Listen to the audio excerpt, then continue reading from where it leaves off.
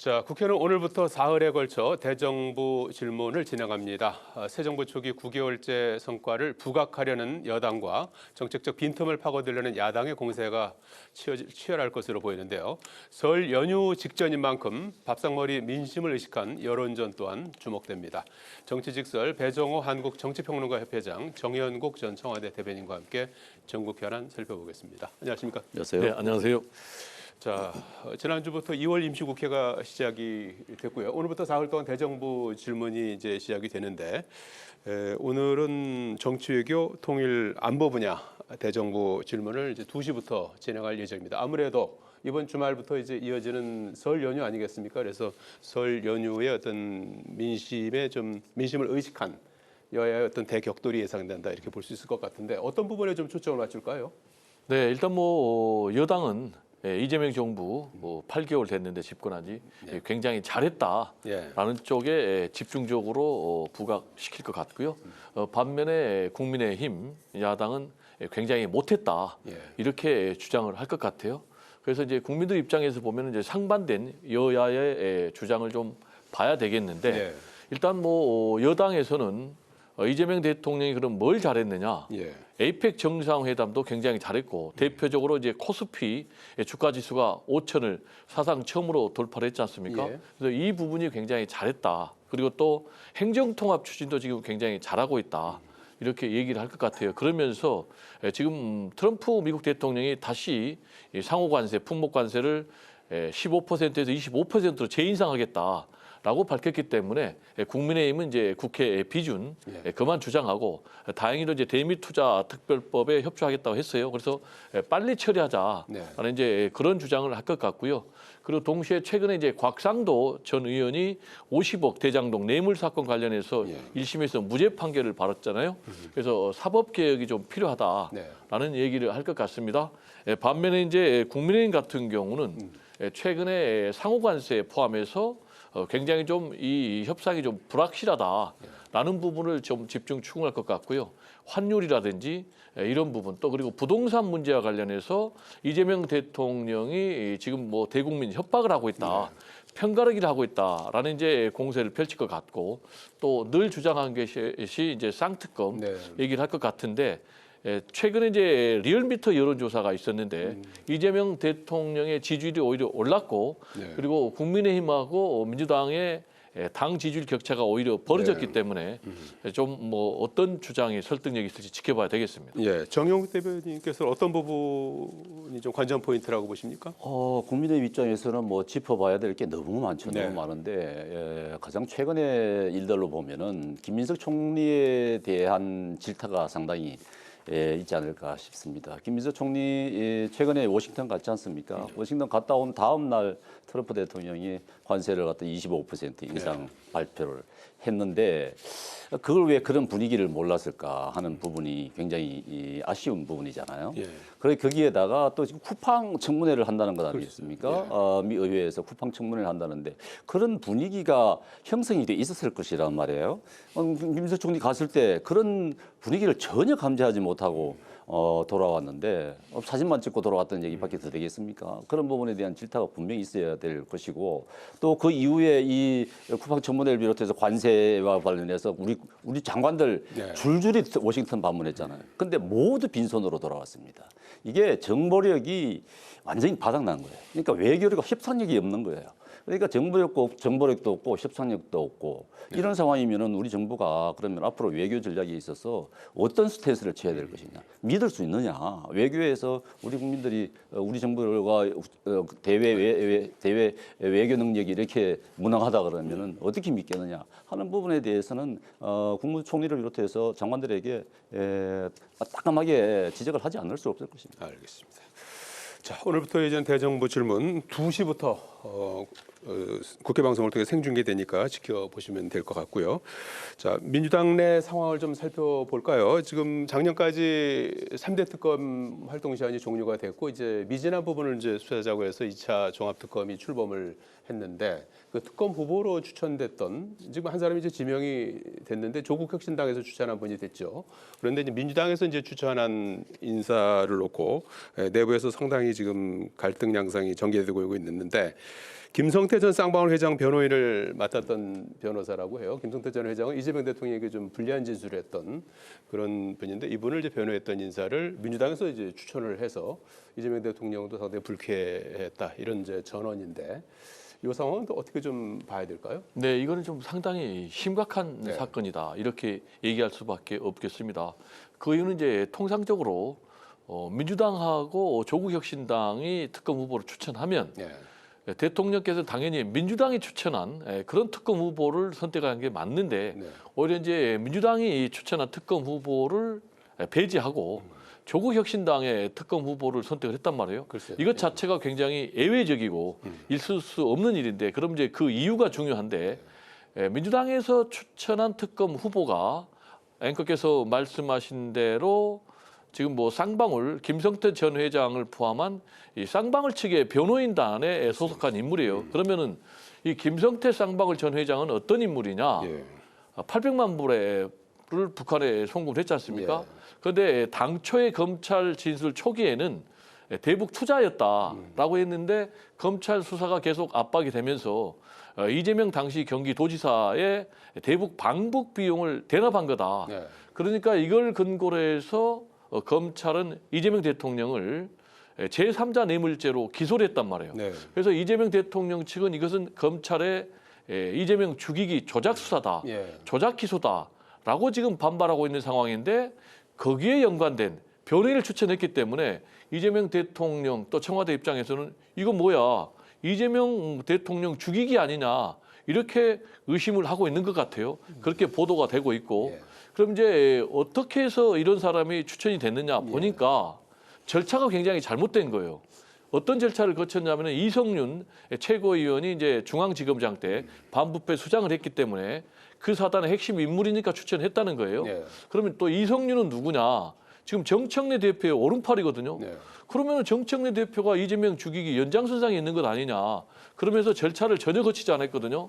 그러니까 법사위의 논의도 안 하고 네. 또 최고위원 논의도 안 하고 더 나아가서는 청와대 측하고도 전혀 소통이 없기 때문에 굉장히 지금 대통령이 불쾌하다, 대노하고 있다, 영리를 건든 것 아니냐 이런 보도가 나오고 있는 상황에서 박수현 수석이 이제 사과를 했어요. 어제 사과했죠. 네, 그런데 예. 이것만으로 또 부족했는지 정청래 대표도 또 사과를 했고, 오늘 했고. 예. 네, 이런 상황인데 그렇다고 그래서 지금 이제 이 당청 또는 뭐 이재명 대통령, 정청래 대표와의 갈등이 해소될지 지금 뭐 조국혁신당과의 합당 이것까지 더 불거져 가지고 있는 상황에서 명천 갈등은 앞으로 더 심화되지 않을까 예. 좀 우려가 됩니다. 명천 갈등이 피면화됐다 이런 평가도 나오고 있고 이성윤 최고위원 사퇴해야 된다 이런 목소리도 나오고 있다고 해요. 이 사안 어떻게 보고 계십니까? 이 사안이 상당히 여러 가지 사안을 내포하고 있다고 보여집니다. 네. 우리가 짚어봐야 될 부분이 이거 뭐 민주당의 인사검증 시스템의 문제가 아니고 물론 뭐 민주당이 이분을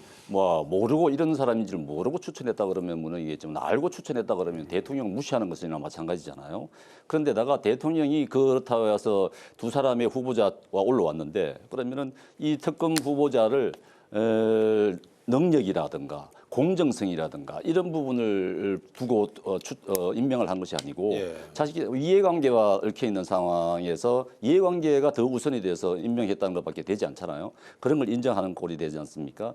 더군다나 이성윤 그 의원이 설명한 부분은 자기가 왜 추천했느냐 하는 부분에 있어서 윤석열 대통령으로부터 핍박을 받은 인물이라서 적격하다가 가장 적임자도 봤다 이렇게 설명을 하잖아요. 그렇다 그러면은 이 특검을 그러면은 윤석열 대통령으로 전 대통령으로부터 핍박을 받는 사람이 그러면은 보복 수사를 하라 이 말입니까? 예. 그걸 자인하는 꼴밖에 되지 않잖아요. 그렇기 때문에 국민의 입장에서는 보면은 정치 수사구나 하는 걸 스스로 인정하는 꼴이라고 볼 수밖에 없어요. 네. 그런 상황에서 이 특검이 어떻게 출범한 것입니까? 사실은 이게 6개월 동안 지난 6개월 동안 한 것을 가지고 또 6개월 수사를 하는 거잖아요. 그러니까 1년 내내 특검을 하는 그런 상황인데 뭐 예산이 150억 넘는 그거는 뭐 자체하고라도 예. 수백 명의 인원이 들어가는 걸 자체하고서라도 이게 공정한 수사 이 객관성을 담보하는 수사 이게 특검의 주 목적 아닙니까? 네. 그런데 이것을 민주당이 이번에 이게 정치 특검이다 이런 걸 갖다가 스스로 밝힌 그런 상황에서 이 결과가 나중에 나온다 한들 네. 국민들이 그럼 신뢰를 하라고 요구를 할 수 있겠습니까? 예. 심각한 문제를 내포하고 있다고 보여요. 예, 제가 짧게 좀 반박을 하면요. 지금 이제 두 사람의 특검 후보 추천 중에서 조국혁신당이 추천한 후보를 선택했다고 해서 우리 대변인께서 보복 수사를 자인한다라는 논리는 전혀 억지 논리에 불과하고 대변인께서 좋은 말씀을 하셨어요. 예. 공정성을 근거로 선택을 해야 된다라는 얘기인데 지금 대통령 입장에서 보면 조작 수사, 조작 기소를 변호한 그런 변호이기 때문에 공정성이 없다 이렇게 판단한 것이니까 전혀 문제가 없지 않나 이렇게 생각됩니다. 거기에 대해서 짧게 반박하시면. 예. 민주당이 추천한 후보가 안 되고 조국혁신당이 추천한 후보가 됐다고 한들 예. 이게 정치 수사, 정치 특검이 아니라고 할 수 있겠습니까? 더 강한 정치 특검이 될 것이라고 저는 예상합니다. 알겠습니다. 지금 그 특검 후보 추천 논란에 이어서 합당 문제도 이제 정청래 대표가 이제 넘어야 될 당면 과제 아니겠습니까? 그래서 일단 민주당과 혁신당 합당 그 이제 발표 형식으로 이제 시작이 됐던 거고 민주당 내부에서 그동안에 상당한 이제 갈등이 이어져 오는 그런 와중에 어제 조국 대표가 시한을 못 박아서 이번 주 금요일까지 공식 입장을 이제 공개적으로 밝혀라. 그렇지 않으면 없었던 일로 하겠다 이렇게 최후 통첩을 했습니다. 그래서 민주당은 내부 논의가 상당히 지금 활발히 이제 진행이 되고 있어요. 그래서 현역 의원들 쭉 그 면담을 했고 내일은 이제 의총이 예정이 돼 있어서 아마 합당과 관련해서 이제 분수령이 될 것 같다 이런 전망이 나오고 있거든요. 그래서 어떤 결론이 날 것 같습니까?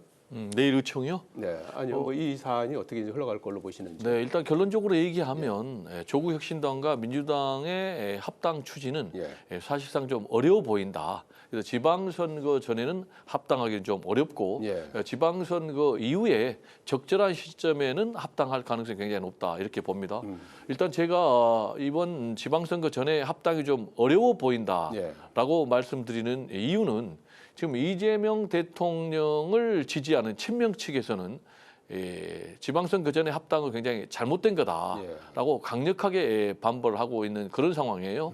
그러면서 뭐 정청래 대표 사퇴까지 요구를 하고 있고 연판장까지 돌리겠다라는 이제 그런 입장까지 나오고 있기 때문에 정청래 대표가 계속 밀어붙이기는 좀 어렵다. 이런 상황에서 또 뭐 합당을 추진하는 문건이 드러나가지고 뭐 조국과의 뭐 밀약설, 지분설까지 나오고 있는 그런 상황.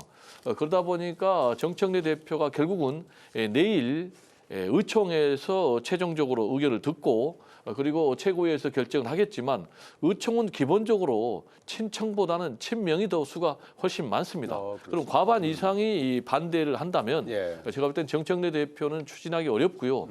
다만 이제 전당원 여론조사는 하고 합당 전에는 추진 안 하는 걸로 하면은 전당원 여론조사에서 우세하게 결론이 나오면 어느 정도 자신이 이제 면을 세울 수 있는 것 아니겠습니까? 근데 박수현 대변인의 말을 들어보면 이것조차도 하지 않을 가능성이 굉장히 높아요. 당원 여론조사. 네, 전당원 여론조사도 하지 않을 가능성이 굉장히 높아요. 그래서 아까 우리가 논의를 했던 지금 뭐 특검 후보 추천도 배제된 이런 상황에서 정청래 대표가 결국은 이 부분을 의총의 결과를 토대로 해서 처리하는 쪽으로 입장을 정리할 가능성이 굉장히 높다. 저는 그렇게 전망을 해봅니다. 그렇게 되면 정 대표로서는 리더십에 또 타격을 입을 수도 있을 것 같은데 어떤 선택을 할 수 있을까요? 저는 그 민주당 의원들 가운데서 김영진 의원의 최근에 발언에 대해서 굉장히 주목을 하는데 김영진 의원이라 하면은 이재명 대통령과의 가장 가까운 이재명 대통령의 복심이라고 할 수 있는 분이잖아요. 그분은 합당을 원하더라고요. 합당을 해야 된다고 합당을 얘기를 하는데 그렇다 그러면 민주당이 굉장히 복잡한 것 같아요. 친명이라고 하지 않으면 이재명 대통령이 생각하고 그다음에 다른 또 친명 쪽이긴 합니다만은 뭐 김민석 총리와의 쪽에 생각하고 또 친청하고 이렇게 여러 가지 갈래가 있는 것 같은데 제가 생각하기에는 지금 안 그래도 지금 특검 선정 문제에 있어서 정청래 대표가 굉장히 어려운 상황에 처했잖아요. 그렇다 그러면은 대통령의 뜻을 먼저 생각을 할 것 같아요. 그렇다 그러면은 대통령이 그럼 어떤 생각을 하고 있냐, 합당 쪽이냐 하는 부분이 있었다 그러면은 합당을 계속 이끌고 나가지 않을까 하는 생각인데 아마 친명 내일 뭐 의원총회 한다 하더라도 네. 친명 의원들이 대부분이잖아요. 그런 대부분의 의원들이 의원들 다 대부분이 합당 자체를 반대하는 건 아니잖아요. 절차상의 문제 이런 부분들이 시기적으로 문제 이런 부분들이니까 시기적으로 어떻게 하느냐 하는 부분은 모르겠습니다만은 설 전에 하기에는 좀 어렵다 하더라도 어쨌든 합당으로 가지는 않을까 싶습니다. 네. 어쨌든 이번 주 중에 뭐 입장은 어떤 형태로든 내놓겠죠, 민주당에서는요. 정청래 대표가. 자, 국민의힘 상황도 좀 알아보죠. 향후에 이제 국민의힘 갈등 구도가 이제 어떻게 전개될지 이제 이 부분인데 지난주에 장동혁 대표가 조건부 재신임 승부수를 던지지 않았습니까? 이제 이후에 이제 여진이 일부 이어지는 가운데 당은 이제 지방선거 체제로 전환하고 있는 그런 상황인데 오늘도 이제 김종혁 전 최고위원에 대한 제명을 결정했고 배현진에 대한 징계 논의 착수하고 한편으로는 이제 친한계에 대한 압박 수위를 높여가고 있다 이런 평가가 나오고 있거든요. 그래서 향후 어떻게 좀 전망을 하고 계시는지요?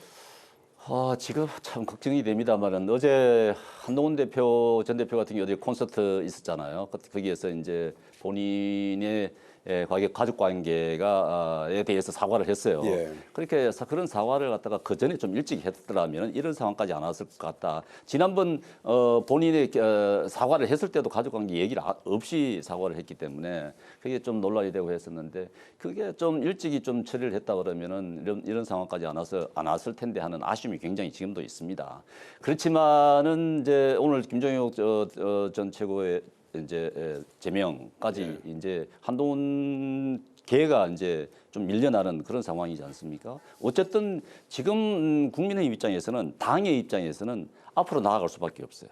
더 이상 한동훈 대표 문제로 가지고 이렇게 함몰된 상태에서 머무를 수는 없단 말입니다. 계속 당내 갈등으로 인해 가지고 이렇게 갈 수는 없는 상황이기 때문에 이거는 이제 이것으로 접고 한동훈 대표는 이제 전 대표는 홀로 쏘기를 해서 다시 뭐 본인이 원한다면 되돌아올 수밖에 없는 그런 상황인 것입니다.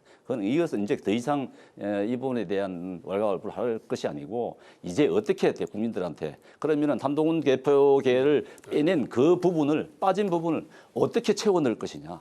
채워는 더 이상의 지지 세력을 확보할 것이냐. 이런 부분에 더 집중해야 국민의힘이 국민들로부터 선택을 받을 수 있다. 그렇다 그러면은 장 대표가 어떤 쇄신책을 국민들한테 제시를 할지 이런 다음 스텝이 더더욱 중요해졌다 이렇게 보여집니다. 장동혁 대표의 다음 스텝이 더 중요하다. 네. 배종회 회장님은 어떻게 보고 계십니까? 국민의힘 지금 상황. 국민의힘은 최악의 상황으로 치닫고 있다. 이미 이제 빠져나올 수 없는 수렁에 빠졌는데 더 깊이 들어가는 것 같아요. 저는 개인적으로 장동혁 대표의 정치는 굉장히 나쁜 정치로 전편돼 있다. 뭐 기회주의 정치, 배신의 정치, 구구 정치 또는 뭐 뺄생 정치, 학살 정치 이런 또 정치에다가 최근에 또 도박 정치까지 하고 있거든요. 그래서 이제 장동혁 대표는 이미 이제 윤어게인 세력에 올라타면서 도저히 뭐 되돌아올 수 없는 그런 다리를 건넜는데 문제는 지금 한동훈 전 대표 같은 경우는 장외에서 새몰이 정치를 하고 있잖아요. 어제 잠실 콘서트에서 뭐 한 2만 명 정도 모였다고 하는데 15,000? 네. 아니 15,000에서 뭐 2만 명 정도 주장을 하니까. 근데 뭐 돈을 받고 지금 여기에 티켓을 팔았잖아요. 그래서 뭐 79,000원 또 얘기를 하고 69,000원, 35,000원. 근데 이렇게 차등을 둬서 돈을 받는 것도 맞는지 좀 상당히 좀 의아한데 여기서 던진 메시지가 좀 결정적인 메시지가 나와야 되거든요. 새로운 보수의 가치를 얘기한다라든지 왜 자신이 필요한가라는 정치에 대해서 얘기를 해야 되는데 그냥 뭐 장동혁 잘못됐다라는 뭐 그런 얘기 그리고 뭐 다수의 행동하는 중심이 필요하다는 설득력 없는 그런 정치를 했는데 가장 중요한 것은 지방선거 이후의 문제입니다. 저는 개인적으로 지방선거 이후에 참패할 것으로 보거든요. 그러면은 지방선거 이후에 장동혁 대표가 패배의 책임을 지고 물러나면 좋은데 물러나지 지금 않을 가능성이 굉장히 높아요. 그러려면 또 사퇴 여부를 둘러싸고 뭐 장동혁계 또 그리고 한동훈계가 또 충돌할 것 같으니까 그러면은 보수 개편이 좀 어렵잖아요. 그래서 굉장히 어두운 보수의 미래가 기다리고 있는 것이 아닌가 좀 우려가 됩니다. 알겠습니다. 자, 오늘 말씀은 여기까지 듣겠습니다. 고맙습니다. 네, 감사합니다. 고맙습니다.